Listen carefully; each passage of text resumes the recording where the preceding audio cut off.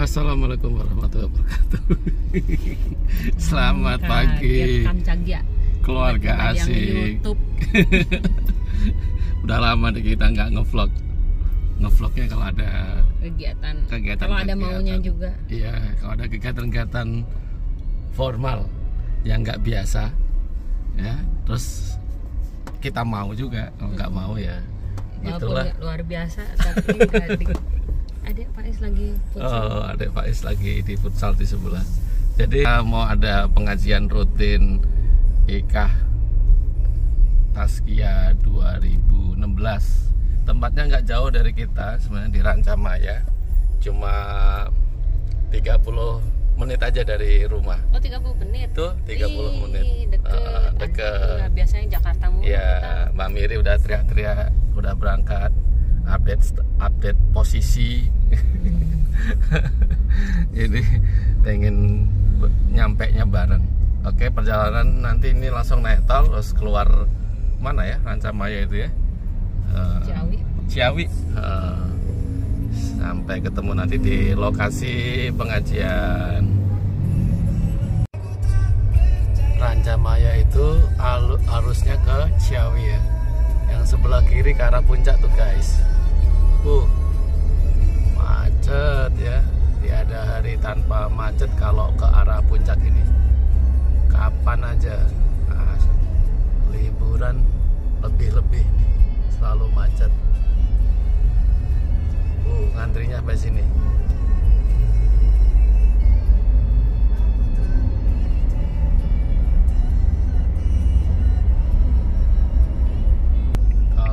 Kanan lurus itu ke Sukabumi, tol baru ya, nggak baru amat sih.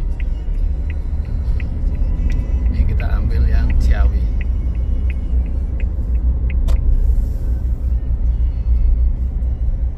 Alhamdulillah suasananya cerah, dari kemarin diguyur hujan seharian penuh.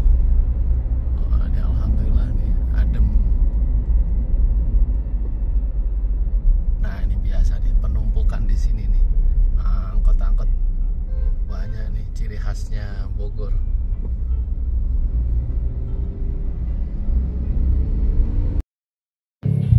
Ini kehidupan di persimpangan Ciawi begini nih, bus berhenti di mana aja. Bebas.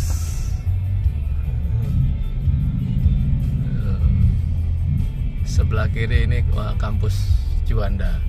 Ini lurus kita ambil ke Sukabumi, Rancamaya arah Sukabumi. 13 menit lagi. Ya. So, kawasan Rancamaya. Tadi lagi ada perbaikan pintu gerbang ya. Oh. Bagus ya, adem. Bogor Balkoni, klaster Bogor Balkoni tadi. Nggak tahu ini klaster apa ini, Haji Ipang. Nih kita explore ya Rancamaya ya. Siapa tahu ada yang mau investasi di sini nih. FMB Commercial Area. Oh, ini nanti mau bikin restoran kayaknya depan. Marketingnya masih bagus. Kayaknya masih jualan ini. Tuh.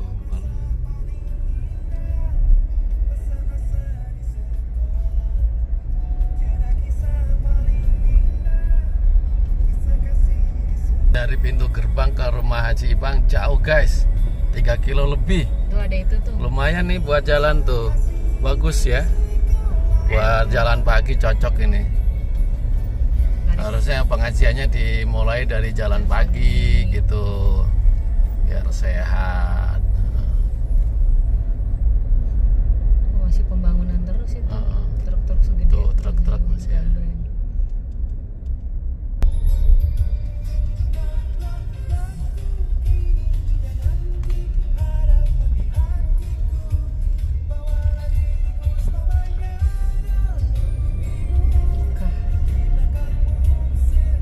Alhamdulillah nyampe juga nih kita di rumahnya Mas Haji Ipang. Ya, ini sebagian udah pada datang nih guys. Kita lihat ke atas. Rumahnya tingkat 16 kayaknya ini. Ngos-ngosan.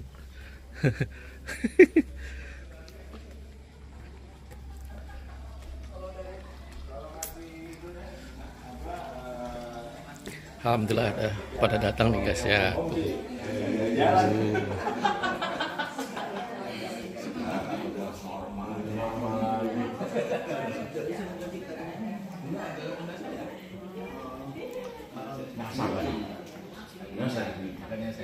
Belok ke kiri. Jadi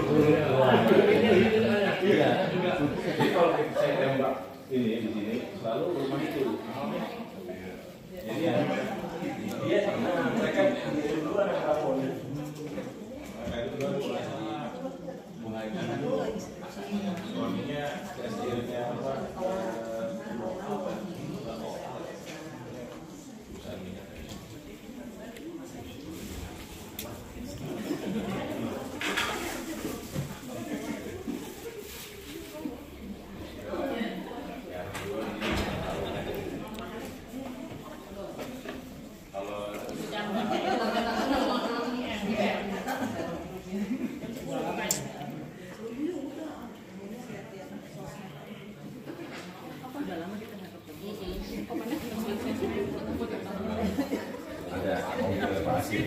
Mana Pak dalam?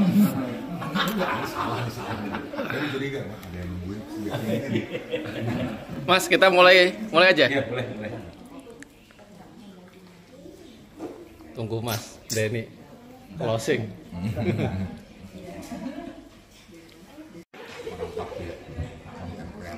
Bismillahirrahmanirrahim. Assalamualaikum warahmatullahi wabarakatuh. Waalaikumsalam warahmatullahi wabarakatuh.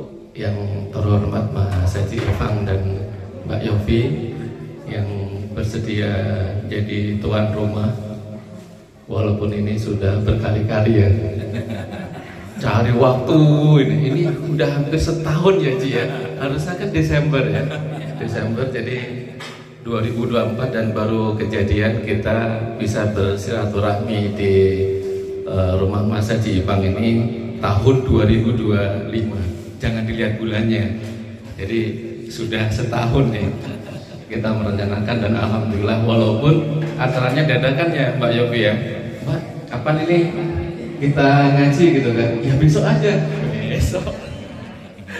Semua kaget, ya sudahlah bismillah, alhamdulillah kesampaian juga gitu kan kegiatan kita ini. Nah, mudah-mudahan kelompok kita ini nggak akan terjadi pelangi ya, walaupun tadi pagi kita ada pelangi itu pelan-pelan ngilang. Waalaikumsalam warahmatullahi wabarakatuh. Pertama, terima kasih ya, saya ucapkan kepada saudara-saudara saya dan Pak Ustadz, ya, kemudian juga pertama ketua kita ya Pak Haji Asik. Alhamdulillah, bersyukur kehadirat Allah Subhanahu Wa Taala yang telah menyempatkan kita bertemu pada. Selamat datang di tempat kami ya.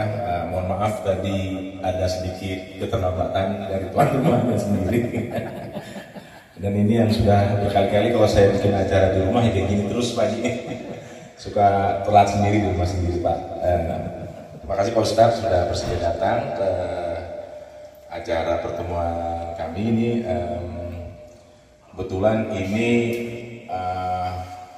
sebenarnya rumah ini nggak ditinggalkan, cuman sekali-sekali kita datang, jadi memang diniatkan untuk tempat berkumpul.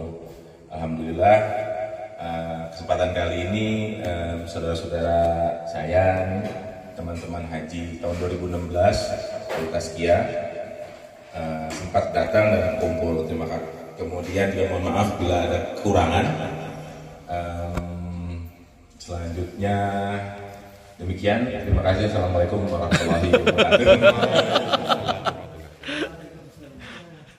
Bismillahirrahmanirrahim. Assalamualaikum warahmatullahi wabarakatuh.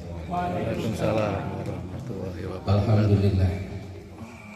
Alhamdulillahilladzi anzala alaina alkitab تبيانا لكل شيء وهدى ورحمة وبشرى للمسلمين وهو الذي أرسل رسوله بالهدى ودين الحق ليظهره على الدين كله ولو كره المشركون اللهم صل وسلم وبارك على سيدنا محمد وعلى آله وأصحابه ومن تبعهم بإحسان إلى يوم القيامة أما بعد. Para hujat yang dirahmati Allah Subhanahu wa taala, pertama-tama marilah kita senantiasa panjatkan puji syukur kehadirat Allah Subhanahu wa taala yang sampai detik ini kita masih diberi nafas, diberi hidayah, diberi taufik, diberi inayah sehingga kita mampu melangkahkan kaki kita, meluangkan waktu kita, menginfakkan harta kita sehingga kita bisa menghadiri forum pada siang hari ini berupa silaturahmi dan thalabul ilmi. Ini penting karena thalabul ilmi ini bagian dari yang dijanjikan oleh Allah. Barang siapa yang meringankan kakinya menuju majelis ilmu, maka Allah berjanji untuk memudahkan jalan menuju surga. Amin. Thoriqon yarkamisu fihi ilman sahalallahu lahu thoriqon ilal jannah. Mudah-mudahan kita termasuk golongannya orang-orang yang dimudahkan menuju surganya Allah. Allahumma, kita senantiasa melantunkan, kita bersembah Nabi besar Muhammad sallallahu alaihi wasallam, karena berkat diutusnya beliau kita bisa mengikuti, menyontoh perilaku kehidupan di dunia sehingga amal kita di dunia nanti diterima oleh Allah Subhanahu wa taala. Amin. Para hujat rahimakumullah, terima kasih ini sudah diundang Kang Asik ini dan Pak Haji Pang ya. Mudah-mudahan ini menjadi salah satu jembatan untuk silaturahmi berikutnya sehingga kita bisa bermanfaat waktu kita ya, dalam silaturahmi, karena dalam silaturahmi itu bagian dari keimanan. Jadi silaturahmi itu bagian dari keimanan. La yu'minu ahadukum hatta yuhibba li akhihi ma yuhibbu li nafsihi. Itu seperti itu. Jadi itu bagian dari keimanan. Jamaah hujat rahimakumullah, saya tadi diiniin sama Kang Asik untuk menyampaikan sharingnya terkait dengan rezeki yang ringan-ringan. Ini mungkin sudah biasa dibahas. Ya, ini sharing ini mengingatkan muhasabah ke diri al-fakir juga kepada jamaah sekalian.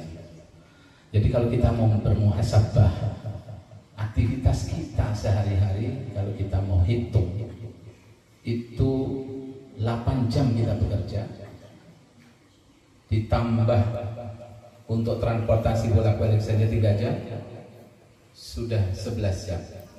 Kalau ditambah ada overtime 3 jam lagi ada 14 jam. 14 jam kita pakai untuk aktivitas yang kita kategorikan mencari materi, mencari rezeki tadi. Kalau ditambahkan 6 jam kita tidur, sudah 20 jam waktu kita untuk sesuatu yang aktivitas yang bersifat material. Padahal fungsi Allah menjadikan manusia ini adalah wa ma khalaqtul jinna wal insa illa liya'budun. Tidaklah diciptakan manusia dan jin kecuali untuk menyembah pada Allah. Coba kalau kita muhasabah, kita sudah sesuai dengan penciptaannya ini belum? Coba bayangkan 20 jam kita pakai, itu sudah lebih dari 80% waktu kita untuk sesuatu yang bukan fungsi makhluk yang semestinya. Nah, bagaimana nanti mengubah ini menjadi 100% kita beribadah nanti di belakang. Kita coba membuka tentang aktivitas tadi kita pakai untuk mencari rezeki. Ya, bekerja, konteksnya mencari rezeki. Nah, sebetulnya apa yang dinamakan rezeki? Ya, rezeki secara gampangnya adalah semua pemberian Allah Subhanahu wa taala kepada makhluknya untuk menjalani kehidupan di dunia. Jadi bukan hanya kepada manusia rezeki itu diberikan, kepada makhluk-makhluk yang lain termasuk binatang dan juga benda-benda yang diciptakan oleh Allah Subhanahu wa taala. Jadi rezeki adalah pemberian Allah untuk menjalani manusia hidup. Ya. Nah, aktivitas manusia hidup sebetulnya ada berapa sih? Apakah semua itu dalam rangka mencari rezeki? Sebetulnya ada dua kategori perbuatan kita atau aktivitas kita didorong oleh dua hal. Yang pertama disebut sebagai pemenuhan hajat kita, hajat pokok, yaitu hajatul udhiyah. Yaitu apa? Makan. Jadi kebutuhan pokok kita adalah makan dan minum. Maka aktivitas kita itu didorong oleh kebutuhan ini. Disebut sebagai kebutuhan pokok kalau dipenuhin dia hidup, kalau tidak dipenuhin dia meninggal. Itu yang pertama. Jadi aktivitas kita pasti hanya untuk kesana. Itu yang pertama. Yang kedua adalah untuk memenuhi kebutuhan naluriah. Jadi selain kebutuhan pokok adalah kebutuhan naluriah. Cirinya kebutuhan naluriah itu apa? Kebutuhan yang kalau tidak terpenuhi tidak sampai mati, tapi menggelisahkan. Jadi kebutuhan naluriah itu kalau nggak terpenuhi dia akan menggelisahkan. Apa saja kebutuhan naluriah itu? Kebutuhan naluriah itu yang pertama ada terkait dengan namanya gharizatul baqa atau naluri eksis. Pengen terkenal, pengen punya istri cantik, pengen dan seterusnya. Banyak keinginan-keinginan yang sebetulnya tidak menyebabkan dia mati kalau tidak terpenuhi, tapi menggelisahkan. Nah, itu naluriah. Jadi ada 3 naluri tadi paling tidak. Maka pemberian Allah atau rezeki ini adalah dalam rangka untuk memenuhi tadi kebutuhan pokok dan kebutuhan naluriah. Jadi bukan kebutuhan jasmani, kebutuhan naluri. Itu yang pertama adalah kebutuhan naluri yang disebut sebagai eksistensi. Kemudian kedua adalah naluri yang sifatnya adalah melangsungkan keturunan. Jadi suka lawan jenis, pengen punya anak, pengen anaknya banyak, dan seterusnya. Itu bagian dari naluri melangsungkan keturunan. Semua manusia pasti punya.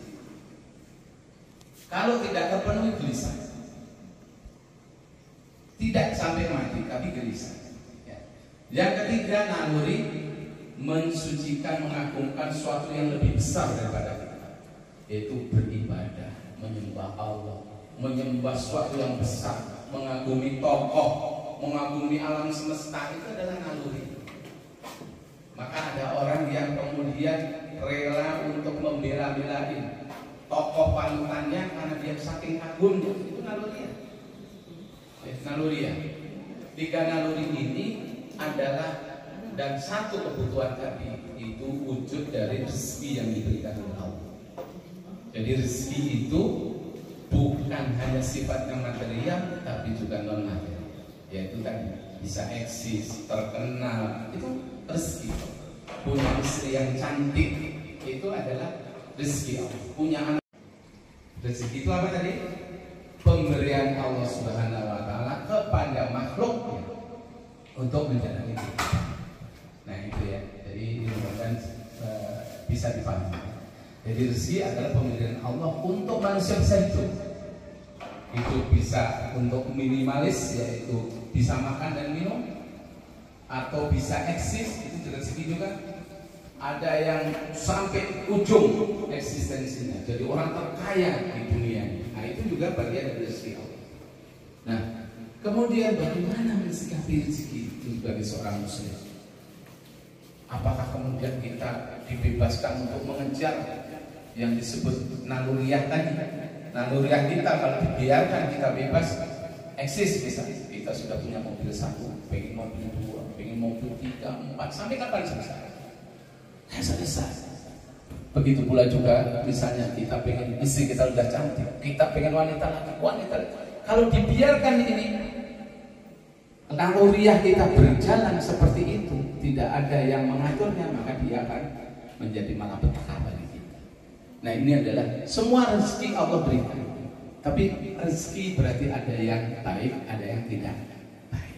Ya, maka doa kita kadang-kadang kan, ya, berikan rezeki, ya Allah, cukupkanlah rezeki padaku, baik dari yang halal, ya, dan jauhkan dari yang haram.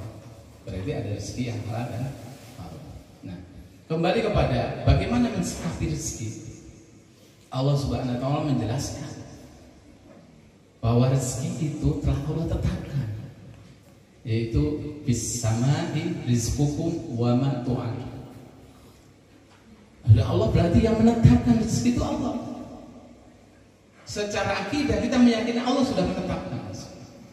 Bahkan Allah menjelaskan, ada orang yang dikasih sedikit, ada yang dikasih banyak. Ya. Innallaha yabsutur rizqa liman yasha'u wa yaqdir. Allah itu membentangkan rezeki kepada hambanya yang dikehendaki, bisa juga membatasi rezeki kepada hambanya yang dikehendaki. Jadi kita sudah punya pedoman bahwa Allah lah yang menetapkan rezeki dan Allah yang mengatur mau dikasih banyak atau dikasih sedikit. Bahkan Allah menjelaskan melalui Kanjeng Nabi, ya, dalam sebuah hadis yang menjelaskan rezeki kita itu sudah ditetapkan jauh sebelum kita dilahirkan. Dalam sebuah hadis dijelaskan, wa yursalu alaihim malak wa yunfakhu fihi ruh, berarti 40 hari yang ketiga, berarti 120 hari itu Allah mengirim malaikat kepada janin yang ada di dalam perut kita, kemudian meniupkan ruh, kemudian wa yuktabu bi arba'i kalimat, dan menuliskan 4 hal. Apa tulisannya? Rizkihi, ajalihi, amalihi, sakiyun, au sa'idun.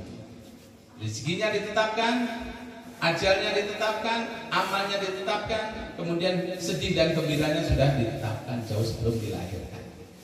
Nah, ketiga hal ini kesimpulannya adalah rezeki itu Allah yang menetapkan. Hak prerogatifnya ada di Allah. Ya, maka disebut ar-rizqu biyadillahi wa ta'ala. Rezeki itu hanya Allah semata yang menetapkan. Banyak sedikit itu ya, mudah-mudahan bisa dipahami. Rezeki itu Allah yang menetapkan, bukan manusia, bukan siapa, bukan karena pekerjaan. Loh, terus bagaimana orang yang rezekinya banyak itu? Nah, Allah juga menjelaskan ternyata bahwa rezeki ini nyampe kepada manusia juga ada jalan-jalan ceritanya.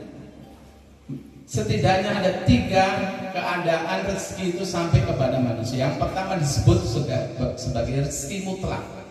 Rezeki mutlak itu rezeki yang sudah ditetapkan. Setiap penciptaan makhluk sudah disertai dengan rezeki. Ya, wa ma min dabatin fil ard illa ala rizquha. Tidaklah diciptakan makhluk melata di bumi ini kecuali sudah ada rezeki. Jadi rezekinya mutlak. Dia dilahirkan itu entah dia anaknya orang miskin atau orang kaya, sudah ditetapkan rezeki. Jadi tidak boleh khawatir tentang rezeki anak kita, sudah Allah tetapkan. Ya. Dan rezeki ini untuk makhluk-makhluk Allah juga sudah ditetapkan. Coba kita bayangkan cicak yang di dinding itu, makanannya apa itu? Makanannya nyamuk yang berterbangan. Dia nggak bisa terbang. Kok nyamuknya terbangnya menuju mulutnya? Ini bagaimana nih logikanya? Harusnya nggak bisa hidup, tapi ternyata banyak sekali cicak. Kenapa? Karena Allah telah tetapkan rezeki. Untuk apa? Ya untuk hidup ini. Nah, itu dalil di mana rezeki kita harus ditetapkan. Manusia, kalau manusia nggak bisa, Ustaz. Manusia kalau nggak kerja nggak bisa makannya. Pernah lihat orang gila?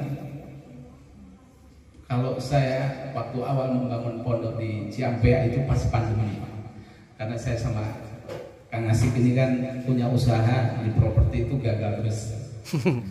Akhirnya udahlah, sampai nggak ada kegiatan, pas pandemi lebih lagi nggak ada kegiatan. Akhirnya kita bikin pondok. Nah, sepanjang jalan itu kalau saya dari Depok itu ke Ciampea itu nggak nyampe 1 jam kalau saking sepinya. Nah, saya selalu melihat ada orang gila itu mondar-mandir dari Cinaneng sampai kampus IPB balik lagi. Setiap nggak pakai baju, nggak kena COVID tuh. Padahal kita khawatir sekali. Dia nggak kena apa-apa. Sampai sekarang itu masih hidup. Padahal dia bekerja, enggak. Dia ngobrol sama orang enggak. Kenapa? Sampai dia masih hidup. Karena Allah sudah tetapkan rezeki. Tapi rezekinya yaitu namanya rezeki mutlak, hanya untuk hidup saja. Itu yang penampakannya. Yang kedua, rezeki nyampe kepada manusia itu ada yang disebut mukhoyah. Dia diupayakan. Semakin canggih mengupayakan pasti semakin baik. Dalilnya ada laha maka sabat wa alaiha ma kasabat. Baginya apa yang dia upayakan. Jadi kalau mengupayakannya lebih canggih pasti lebih baik dibanding orang yang mengupayakan biasa. Nah, ini penampakan rezeki. Wa alaiha ma kasabat, dan baginya konsekuensi apa yang dia upayakan. Jadi kalau dia malas-malasan ya rezekinya sedikit. Itu bagi dia. Ustaz, itu ada yang malas-malasan, tempat saya kok rezekinya banyak, Ustaz. Itu kalau dia malas saja udah banyak, kalau rajin lebih banyak. Nah, itu namanya mukhoyah. Ya, tadi yang pertama adalah mukhoyah, mutlak. Ya, mutlak itu dia lahir sudah pasti ada rezeki. Tapi ya hanya untuk itu. Sama dengan rezekinya binatang, sama dengan rezekinya orang. Jadi kalau kita yang tidak gila pengen dapat rezeki mutlak ya nggak bisa apa-apa. Itu sudah bisa itu. Asal jangan nutup pintu saja. Pasti ditengok tetangganya, ini sudah makan belum? Ternyata belum makan, kasih makan. Nah, yang ketiga adalah rezeki yang muqayyad, rezeki yang kata Allah min haitsu la yahtasib, tidak disangka, tidak dinyangka. Nah, ini ada muqayyad, ada syaratnya yaitu amanu wa taqwa. 3 hal inilah yang menjadikan manusia mendapatkan rezeki. Ya, jadi pertama keyakinan, kita harus yakini bahwa Allah lah yang menetapkan rezeki. Mau banyak mau sedikit itu Allah sudah tetapkan. Yang kedua penampakannya ada 3. Nah, kalau begitu kenapa kita masih suka sedih, masih suka gelisah ketika rezeki kita belum kelihatan? Nah ini, sehingga effort kita, waktu kita pakai hanya untuk mencari rezeki. Nah ini yang menjadi muhasabah bagi kita, supaya kita jangan terlalu memikirkan masalah materi. Allah sudah tetapkan, Pak Haji Pang sudah santai-santai sudah ditetapkan rezeki. Tapi kalau mau banyak, ya profesional. Nah tadi mukhayyar kan, kita ikhtiarkan. Nah kalau diikhtiar itu akan lebih banyak kita, sudah pasti. Nah sekarang pertanyaannya, kalau begitu, ketika rezeki sudah ditetapkan oleh Allah, kenapa kita kemudian dengan susah payah harus mengupayakan kemudian kita menyelisih dari fungsi dari manusia diciptakan? Ini menjadi renungan kita. Nah biasanya ini masalah pemahaman kita. Kalau pemahaman kita tentang akhirat lemah, maka dunia ini menjadi 100% hidup kita hanya untuk dunia. Tadi kalau kita coba, kita fungsinya diciptakan oleh Allah untuk beribadah, tapi ternyata 90% aktivitas kita dalam rangka ibadah. 20 jam kita pakai hanya sampai kepada tidur, overtime dan tidur. Sisanya 4 jam bisa kita pakai untuk masih kita menekuni hobi, bercengkrama dengan anak istri. Terus ibadahnya yang seberapa jam? Habis. Nah, sekarang begini yang terus menjadi renungan kita. Kenapa kita ini harus susah payah berpikir, bergelisah hanya untuk mencari sesuatu yang sebenarnya bukan fungsi kita diciptakan di dunia. Diciptakan khalifah di dunia, diciptakan Adam. Tapi Adam itu ketika diciptakan, kemudian diajarkan Allah benda-benda di dunia, dia bukan langsung dikirim di dunia. Ya Adam uskun anta wa zawjukal jannah wa kula minha ragadan haitsu syi'tuma. Wahai Adam, kamu tinggallah di surga. Ya, silakan makan minum segalanya apa yang kamu lakukan di surga silakan. Wala taqrabah hadhihi syajarah.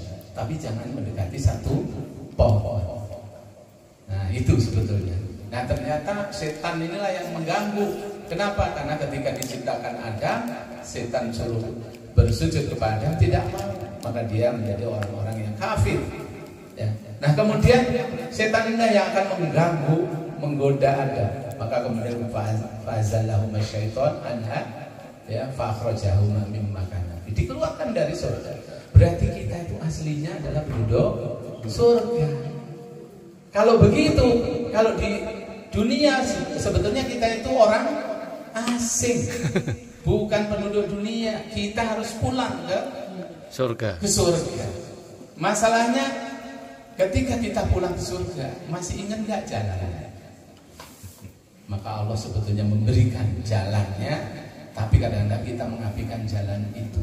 Maka tadi di depan saya sampaikan, ya, anzalna alainal kitaba tibyanan likulli syai'. Allah itu memberikan Al-Quran untuk menjadi pertimbangan segalanya. Maka supaya menuntun kita kembali kepada Allah, supaya kita kembali kepada kampung kita, dan perjalanan itu masih panjang. Kata Allah itu sampai begini, Allah itu sampai menyatakan heran kepada manusia. Kaifa takfuruna billahi wa kuntum amwat. Aku tuh heran, kenapa kamu sampai kufur kepada? Padahal dulunya itu kuntum amwat, dulunya kamu itu benda mati. Kita itu dulunya benda mati. Adam diciptakan dari tanah. Berarti benda mati. Sedangkan manusia keturunan Adam diciptakan dari air yang memancar, yaitu sperma dan telur ketika ketemu. Ya. Fa'ahyakum, saat itu aku hidupkan kamu. Maksudnya di dunia itu dihidupkan sebentar, karena menggunakan lafaz fa. Ini kalau di dalam tafsir fa itu menunjukkan waktu yang sebentar. Fa'ahyakum berarti hidup seketika saja, tidak lama di dunia. Kemudian tsumma yumitukum, kemudian aku akan matikan. Berarti periode kita yang kedua adalah kematian. Tsumma menunjukkan lebih lama daripada di dunia. Berarti kita nanti di alam barzah itu lebih lama. Kemudian tsumma yumitukum, tsumma yuhyikum, kemudian dihidupkan lagi. Berarti dihidupkan di mana itu? Di padang mahsyar, di yaumul ba'ts, di hari dibangkitkan. Lebih lama atau lebih sebentar? Lebih lama. Oh, lebih lama ya. Kemudian dikembalikan kepada surga karena kita penduduk. Oh, di padang mahsyar lebih lama sih. Nah, Pada masa lebih lama. lebih lama. Oh, lebih lama. Bisa 50. Saya pikir cuma dihitung-hitung doang terus berangkat surga gitu. Hitung itu bisa 50.000 tahun. Oh. Apalagi yang punya mobil 4. Siapa itu? Ini kemana dapatnya dari mana? Makanya, jadi kembali kepada pengertian kita. Berarti kita ini adalah penduduk surga. Oleh karena itu, Oh gitu ya, kita. lebih lama sih. Nah, terakhir ini adalah tipsnya. Tipsnya ketika supaya kita hidup kita di dunia yang sebentar tadi. Karena yang menentukan ad-dunya mazra'atul akhirah. Di dunia itu, kehidupan dunia itu adalah tanaman kita untuk akhirat. Kalau gagal di dunia, gagal di akhirat. Makanya Kanjeng Nabi itu ketika menasihati Ibnu Umar itu katanya, ya hulam ya, memanggil Ibnu Umar itu, kun fid dunya ka'annaka gharibun. Jadilah kamu itu di dunia itu seperti orang asing. Apa itu orang asing? Bukan aslinya, bukan dunia. Dia akan dibalikkan. Kalau sebagai orang asing, berani nggak kita macam-macam? Wah, berani. Coba ke Eropa, di situ, atau ke Singapura yang dekat. Di situ tidak boleh membuang apa itu? Sampah. Ya, puntung rokok. Itu didenda berapa itu? Mahal banget. Kita kan cuma sebentar di sini. Pasti begitu. Atau di situ kan yang paling berat itu membawa narkoba di atas 3 gram. itu hubungan termasuk yang paling berat. Kita membawa obat jantung aja hati-hati. Kalau dulu ada sanak itu ada kasus. Sanak itu bagian mungkin Pak Dokter yang lebih tahu lah. Ya, itu kalau bisa dikategorikan sebagai harus dengan resep dokter dan seterusnya. Nah, ini kita sampai nggak berani. Udahlah, kita nggak usah bawa. Takut, saking hati-hatinya kita takut. Nah, begitu pula kata Nabi, di dunia itu juga harus begitu. Harus takut dikit-dikit salah, dikit-dikit salah. Kenapa? Karena sebentar. Katakan Nabi, kalau pengen tahu gambaran lamanya di dunia dengan di akhirat, nanti celupkan tanganmu ke lautan. Ketika kita tarik jari kita, ada tetesan jatuh. Setetes itulah dunia. Sementara air yang meluap-luap di lautan itu adalah akhirat. Coba bayangkan. Nah, kembali kepada masalah rezeki tadi. Ayo kita ubah cara mencari rezeki kita menjadi ibadah. Nah, tipsnya di sini sebetulnya ya ibadah. Supaya semua aktivitas kita itu bernilai ibadah. Kata Ibnul Qayyim Az-Zawji, al-ibadah huwa ismun jami' li kulli ma yuhibbullah wa yardah minal aqwali wal af'al zahiran wa batin. Jadi yang disebut ibadah itu apa? Ibadah adalah semua hal yang menyebabkan Allah ridho, yang menyebabkan Allah itu mencintai hamba tadi, baik dari perkataan maupun perbuatan, baik yang dohir maupun yang batin, baik yang terlihat manusia maupun yang di dalam. Kalau kita bisa mengubah aktivitas kita sehari-hari menjadi ibadah seperti ini, maka seluruh kehidupan kita dinilai sebagai ibadah. Oleh karena itu berarti kalau kita bekerja, kita harus niatkan dulu yang benar. Karena namanya ibadah itu harus niat karena Allah. Kita mau bekerja, berarti niatkan bahwa ini menjemput rezeki yang diberikan kepada Allah Subhanahu dari Allah Subhanahu wa taala. Kalau sudah disebut niatnya benar karena Allah, harus tata caranya juga makanya di dalam melaksanakan aktivitas bekerja tadi juga harus benar. Harus jujur, tidak boleh bohong. Wailul lil mutaffifin. Diancam orang yang mengurangi takaran. Kalau dia menimbang buat dirinya sendiri dilebihkan. Kalau dia menimbang ke orang lain dikurang-kurang. Ini dikritik sama Allah. Itu bukan hanya soal timbang. Ini bisa kaitannya dengan waktu kerja. Harusnya 8 jam ternyata cuma dikerjakan 6 jam. Absennya. Nah, ini adalah bagian yang menjadikan batal ibadah. Nah, kita bayangkan kalau kita bekerja 8 jam, kalau niatnya begitu, maka 8 jam itu penuh dengan ibadah. Kenapa? Karena itu seperti yang disampaikan oleh Ibnul Qayyim tadi, ibadah itu segala sesuatu yang menyebabkan Allah ridho, menyebabkan Allah itu menyukai, menyintai manusia. Yaitu apa? Ya ketika kita berangkat niatkan hanya karena Allah memberikan rezeki, memberikan kemampuan saya sebagai dokter, maka saya akan menjalani profesi dokter dengan benar. Nah, maka kemudian Allah mencatat, malaikat mencatat kita sebagai sebuah pahala dalam rangka untuk mencari rezeki. Tata caranya harus benar. Setelah dapat rezeki apa? Infak di sini.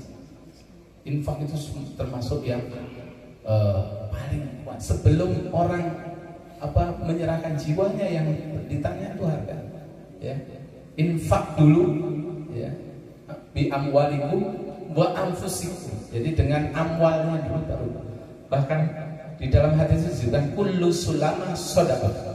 Setiap persendian kita ini harus disedekahkan, harus disedekahi. Kita punya berapa sendi? Berapa Pak Dokter? Kira-kira berapa sendi kita? 360-an kira-kira. Berarti kalau disuruh sedekah setiap ruas, berarti setiap hari. Berarti kalau 1000 per ruas saja sudah 360.000 setiap hari harus kita sedekah. Itu perintah. Satu ruas. Kita setiap persendian kita harus disedekahkan setiap hari. Nah kalau begitu yang nggak punya duit nggak bisa Ustaz. Oh, Allah juga memberikan jalannya. Jadi sedekah itu tidak hanya dengan uang. Tabassumu liwajhi akhika shadaqah. senyum kepada saudaranya atau temannya itu sedekah. Sampai begitu. Nyengir aja. Nah, kalau nyengir nanti dimanain beda. Ini ngeledek katanya. Jadi Allah itu mempermudah, tapi kita harus menyadari bahwa oh ini harus sedekah. Sedekah saya punya uang, itu yang dimaksud. Pakai uang. Kita nggak punya pakai uang, ya berarti apa yang paling sederhana? Mulai dari tahlil, tahmid, takbir, itu semua sedekah. Ya, sampai senyum pun sedekah. Nah, betapa indahnya agama ini ketika kita jalani dengan pemahaman yang benar. Nah, barangkali itu yang bisa saya sampaikan untuk nasihat pada diri saya dan juga kepada jamaah sekalian. Mudah-mudahan ini menjadi bekal kita bahwa kita nggak usah mengkhawatirkan sesuatu yang tidak perlu dikhawatirkan. Rezeki itu sudah Allah tetapkan. Kenapa harus kita khawatir? Yang harus kita khawatirkan lama 50.000 tahun kan mau hidup dalam keadaan apa? Gelap, terang, susah, atau menyenangkan. Nah, mudah-mudahan ini menjadi pemicu kita untuk bermuhasabah. Wallahu a'lam bishawab. Mudah-mudahan ini menjadi manfaat bagi kita semua. Kurang lebihnya mohon maaf jika ada kesalahan. Billahi taufiq wal hidayah. Wassalamualaikum warahmatullahi wabarakatuh. Waalaikumsalam warahmatullahi wabarakatuh. Masih ada waktu setengah jam kurang lebih. Monggo Bapak Ibu Haji, kalau ada yang ditanyakan ke Ustadz Ali Fatoni, dipersilakan. Jangan yang sulit-sulit.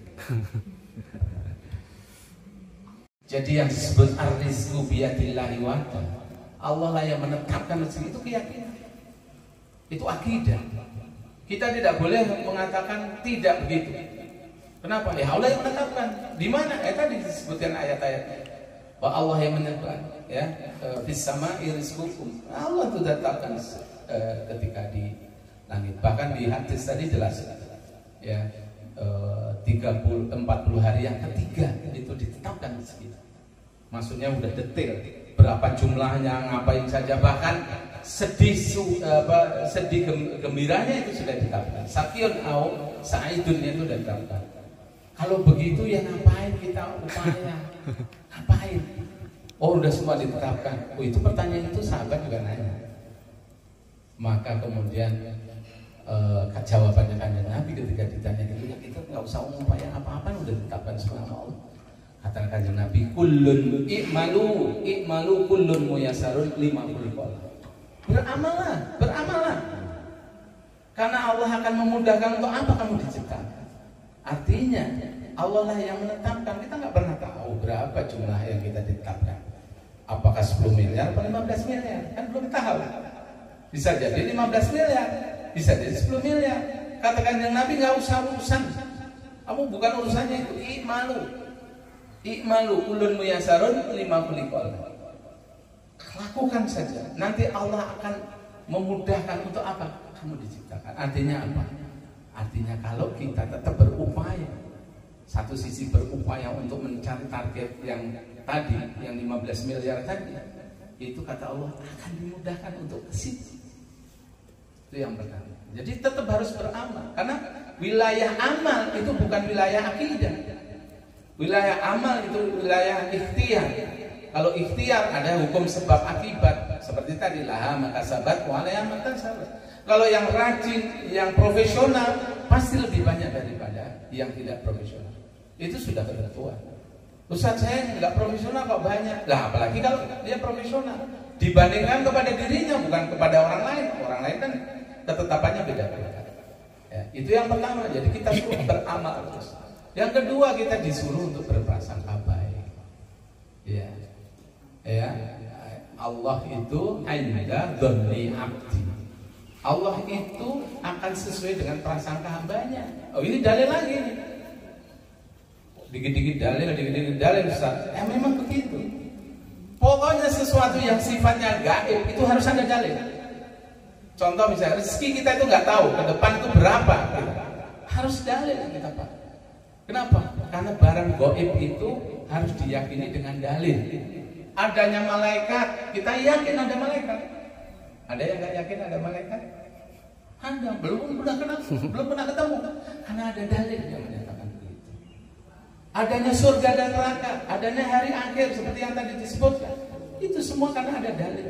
Begitu pula rezeki kita diyakini karena ada dalil yang menyatakan demikian. Ya. Jadi rezeki yang ke depan itu Allah menjelaskan, ya Allah itu sesuai dengan prasangka hamba. Maka kita harus berprasangka baik kepada Allah terus, walaupun 15 miliar nggak dapat, cuma dapatnya 14,9. Berprasangka baik, bukan kemudian enggak, saya memang nggak bisa 15 miliar. Bukan. Apa yang jadi muhasabah lagi, apa yang kurang pas dari apa yang kita upayakan? Oh, berarti ada yang kurang. Nah, gitu. Itu yang kedua.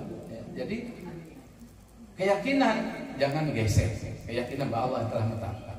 Terus kemudian Rasulullah juga melakukan iman suruh beramal. Nah, ketika kita berikhtiar itu ada urut-urutannya. Ya, kalau kita berikhtiar ada yang namanya niat. Niatnya buat apa? Dapat 15 miliar. Harus ditanya dulu. Kalau niatnya nggak benar, mau nikah lagi, pasti ngamuk, pasti nggak didukung. Nah, kan gitu. Karena niatnya nggak jelas. Tapi kalau saya punya 15 miliar, saya bikin pondok pesantren. Oh, niatnya ditata, Ji. Saya akan membantu Kang Ali. Niatnya kan benar. Kan bukan ke saya. Nah, niat pertama. Kalau niat sudah nggak benar, buat apa hasil ikhtiar? Niat, karena dinyatakan. Nah, jadi persoalannya bukan jumlah 15 miliar, tapi aktivitas kita itu dinilai apa nanti? Kalau mau dinilai ibadah niat. Setelah niat apa? Suruh tawakal. Ya, faida azamta fatawakal ala Allah. Ketika Anda sudah berazam, azam itu lebih tinggi tingkatannya daripada niat. Jadi ada tingkatan-tingkatan niat juga, Bu. Ada yang disebut kotor. Kotor itu terlintas saja. Saya pengen 100 miliar. Itu kotor. Lintasan doang. Caranya gimana nggak tahu. Pokoknya 100 miliar. Ngapain cuma 15 miliar? 100 miliar. Iya. Tapi itu kotor. Nah, kemudian di atas kotor niat. 15 miliar kayaknya bisa lah kalau ada tiba-tiba Pak Menteri manggil saya atau Pak Presiden kasih proyek. Berarti sudah kebayang juga ke Pak Menteri. Tapi masih belum tahu proyek apa, nggak jelas. Nah, yang kedua namanya azam. Ya, yang terakhir azam. Yang paling kuat azam. Ada hama. Sebelum azam itu namanya hama. Hama itu sudah jelas niatnya 100 miliar. Caranya juga jelas. Caranya itu, saya kan kenal Pak Menteri. Pak Menteri itu saya sudah kenal dan mereka pernah ya ngobrol-ngobrolin soal proyek. Nah, berarti niatnya hamba tadi. Kata Rasulullah ketika wa in hamma bi hasanatin, apabila punya niat yang kuat terhadap sesuatu kebaikan, falam ya'malha, meskipun belum sampai dia melaksanakan kebaikan itu, kataballahu lahu hasanatan kamilatan. Sudah dihitung satu kebaikan yang sempurna. Maka perbanyak niat. Tapi niat yang seperti ini, yang hamba, yang jelas. Jadi kalau niat misalnya mau membangun pondok, udah jelas dapatnya dari mana, berapa jumlahnya, kemampuan saya seberapa. Nah, itu niat langsung dihitung sebagai satu kebaikan. Nah, yang paling tinggi adalah azam. Azam itu kalau nggak dapat 100 miliar saya nangis. Pokoknya nangis, kayak hidup itu nggak berguna. Nah, itu namanya azam. Saya pengen naik haji, kalau nggak sampai ke Mekah saya nangis, udahlah. Nah, itu azam. Tapi dia harus tahu detailnya. Dia sebagai tukang bakso, bisa nggak naik haji? Bisa. Dengan cara apa? Dia menghitung. Saya pendapatan saya sehari 50.000, buat makan 30.000, saya sisihkan 5.000. Nah, itu termasuk alasan untuk kemudian dipermudah oleh Allah nyampe. Nah, ketika kita azam, maka kita bertawakal. Ketika kita sudah nangis, pokoknya kalau tidak saya sampai, nah, itu berarti azam. Kalau azam fatawakal, kata Allah, bertawakallah kepada Allah. Serahkan. Tawakal itu maksudnya menyerahkan keputusan itu Allah. Itu namanya. Nah kemudian yang kedua, setelah azam, kedua tawakal, yang ketiga adalah ikhtiar. Harus melakukan ikhtiar. Kalau tidak melakukan ikhtiar, nah di ikhtiar inilah berlaku hukum halal dan haram. Mau halal, mau haram. Wah sekarang yang haram aja susah, apalagi halal. Nah kalau sudah begini tuh udah niatnya udah nggak benar. Pasti bukan ibadah. Ini sama-sama mau nyari proyek, tapi bisa menjadi ibadah ketika begitu. Nah ketika kemudian dalam ikhtiar itu ada namanya sabar.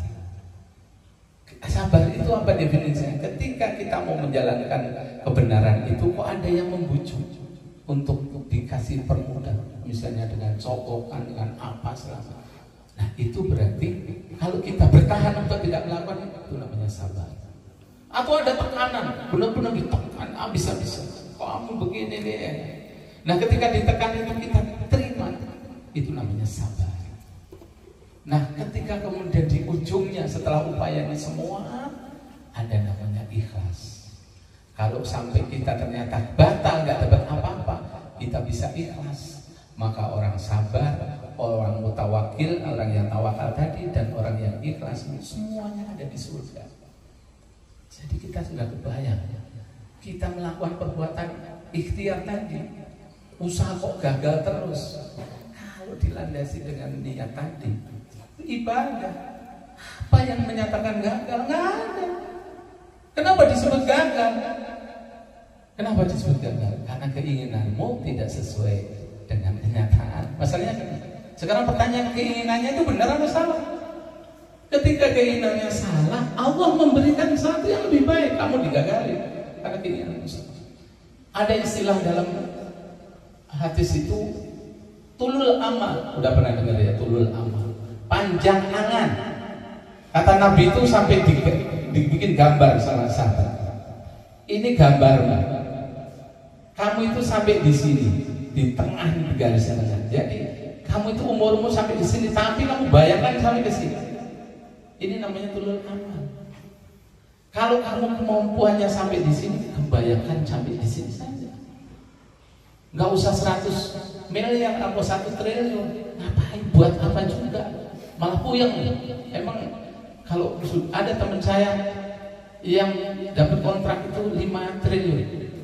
Ini teman dekat. Jadi kalau saya ngomong teman dekat itu berarti saya kenal betul dia dapat kontrak itu. Apa hidupnya baik-baik saja? Enggak juga. Padahal 1 tahun 5 T itu ngebor minyak. Itu luar biasa. Kalau saya sebutkan kenal juga. Kang Denny juga kenal juga. Nah, tapi apakah kemudian hidupnya tenang? Enggak. Ya sebetulnya buat apa tadi 10 miliar dengan 15 miliar bedanya di mana? Kalau bukan dalam rangka mencari ibadah tadi. Nah, jadi persoalannya bukan jumlah besarnya. Kenapa? Karena Allah sudah tetapkan. Yang bikin kita gelisah itu apa? Keinginan kita tidak sesuai dengan realitas. Kita setel keinginan kita. Oh, ini kan dalam rangka ibadah. Saya berikhtiar 15M tadi dengan cara yang benar, ibadah. Niatnya benar, saya kalau 15M saya akan begini, akan sedekah, akan berbuat baik dan seterusnya. Ibadah, niatnya udah benar. Kalau tidak sampai, tetap ibadah. Bahkan Allah menjelaskan kamilatan, hasanatan, kamilatan akan dinilai perbuatan baik seperti seolah-olah sudah bersedekah, padahal belum.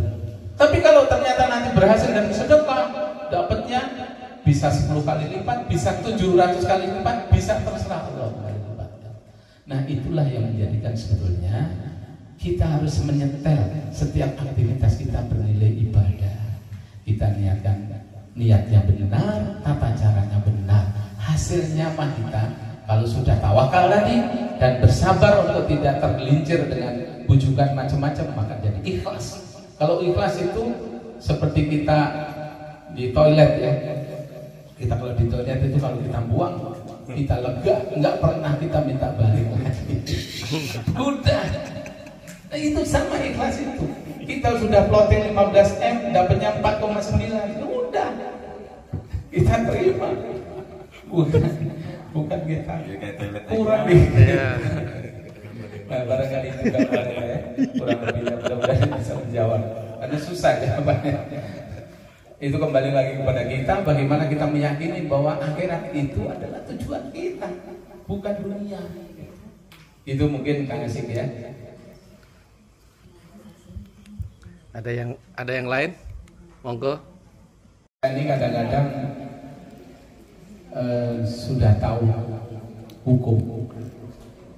Nah, cuman kita selalu mencari dalih supaya kita tidak menjalani hukum itu. Dan itu memang begitu yang disebut yuwaswis sudurin nas, itu begitu. Jadi setan itu ketika dia bilang ya apa itu istikbar, sombong, tidak mau mengikuti Allah, menyembah atau bersujud kepada Adam, itu sudah langsung dia dengan sifat-sifat itu sudah berjanji, saya akan menarik banyak manusia. Ya dengan cara apa? Yuwaswis. Maka kita ini diminta untuk berlindung dari yuwaswis. Qul a'udzu birabbin nas, malikin nas, ilahin nas, min syarril waswas. Dari keburukan waswas. Jadi waswas kita itu yang menyebabkan. Was-was kalau nggak punya duit banyak nanti gimana? Was-was kalau tidak begitu nanti ya nggak dapat. Was-was nggak punya pasien gitu ya. Nah, kalau pasien semakin kesini semakin banyak. Makin banyak, aman ya Haji ya.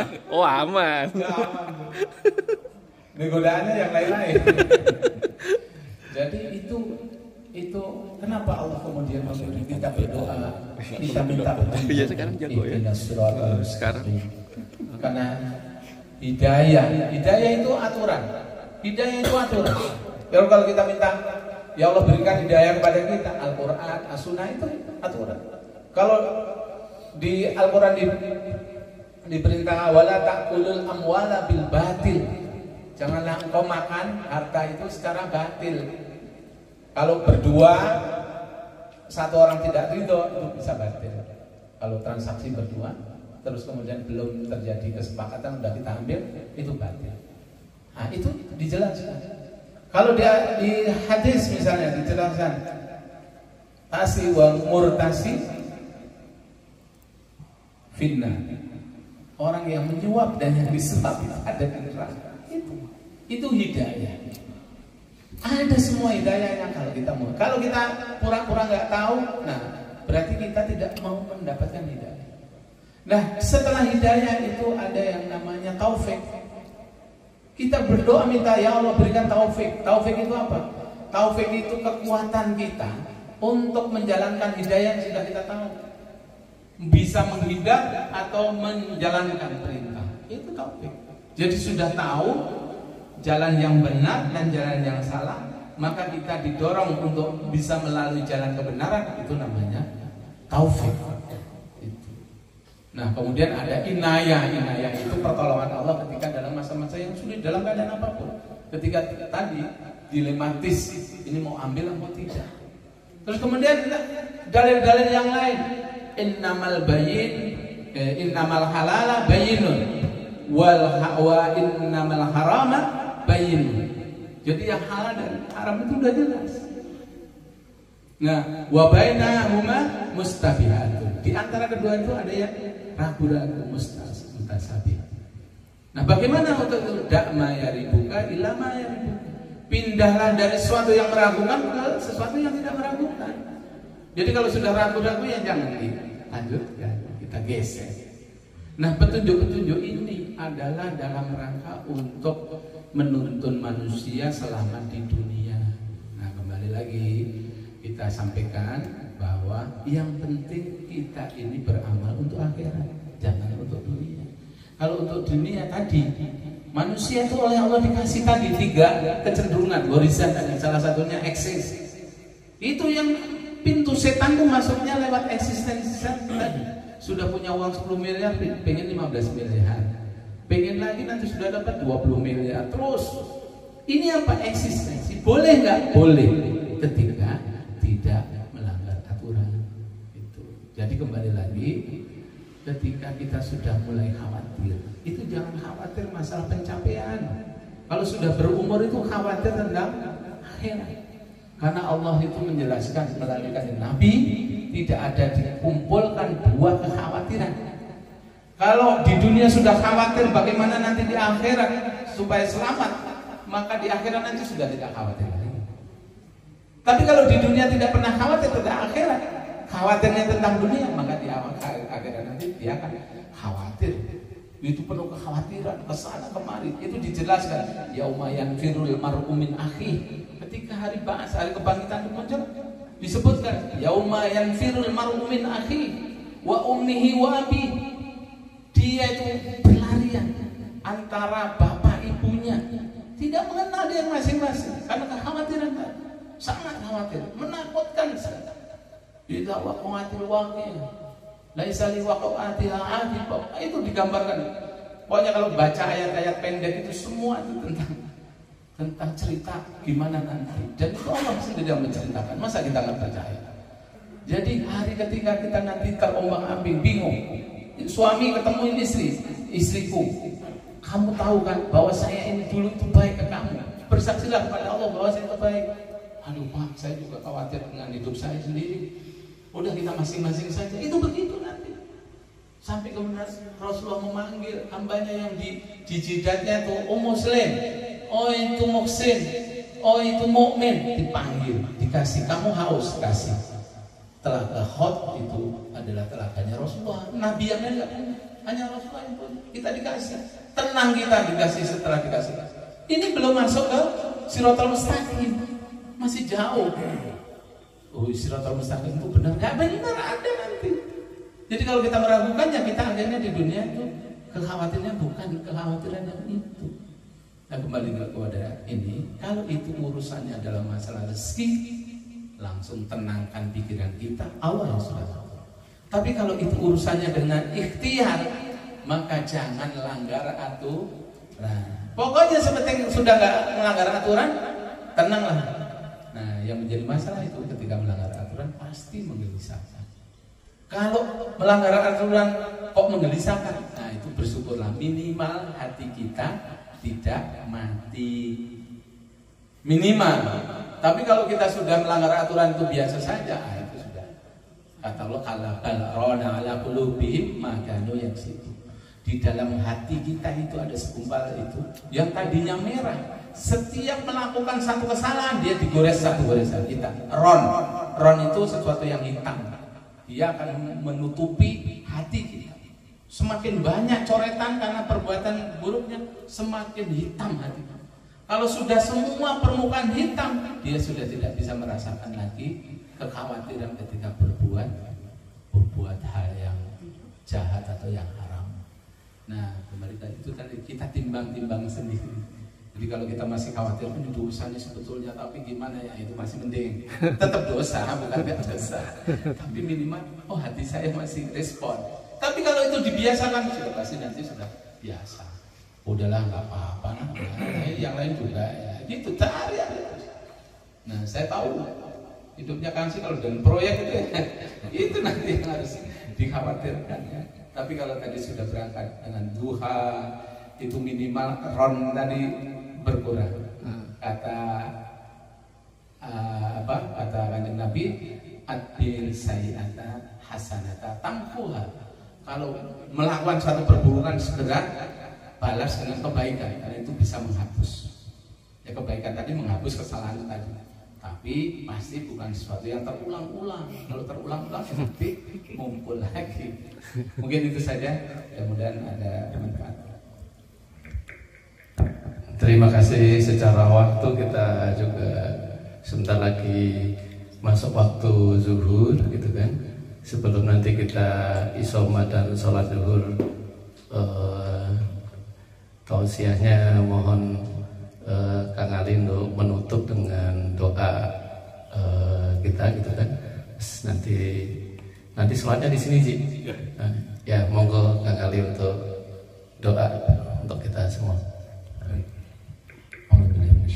Bismillahirrahmanirrahim. Allahumma salli wa sallim wa barik ala sayyidina Muhammad hamdan syakirin hamdan na'imin hamdan yuafi ni'amahu wa yukafi mazidah يا ربنا لك الحمد ولك الشكر ولا ينبغي لجلال وجهك الكريم ولعظيم سلطانك. اللهم إنا نسألك سلامة في الدين وعافية في الجسد وزيادة في العلم وتوبة قبل الموت ورحمة عند الموت ومغفرة بعد الموت. اللهم هب لنا في شقرة الموت ونجاة من النار والعفو عند الحساب. اللهم ارزقنا رزقا حسنا فإن كان في السماء فأنزله فإن كان في الأرض فأخرجه فإن كان في البحر فأخرجه فإن كان بعيدا فقربه وإن كان مقصرا فيسره وإن كان حراما فطهره برحمتك يا أرحم الراحمين. ربنا آتنا في الدنيا حسنة وفي الآخرة حسنة وقنا عذاب النار والحمد لله رب العالمين. الفاتحة. أعوذ بالله من الشيطان.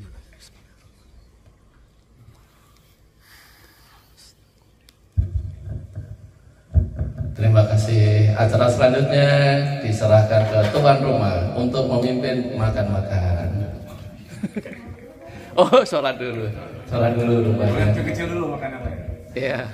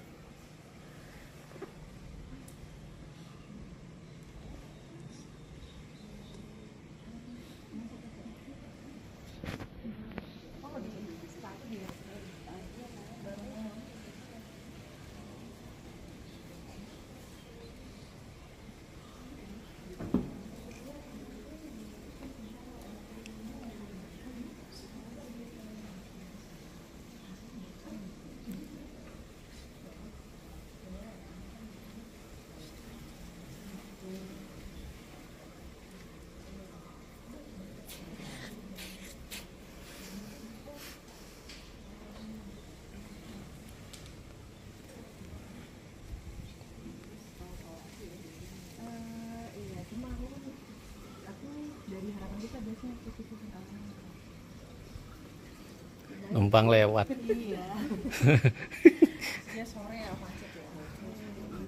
Oh, ini pintunya jadi banyak ya, Mbak? Mana aja jadi bisa pintu ya?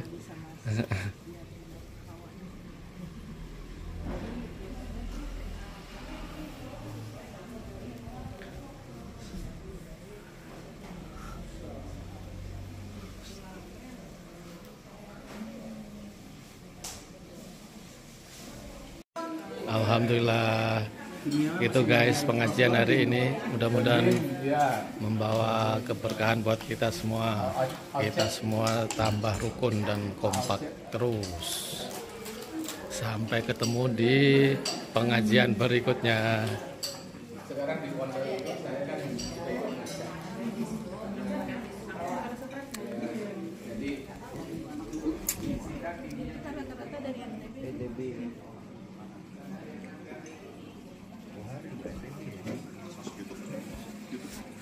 Panas.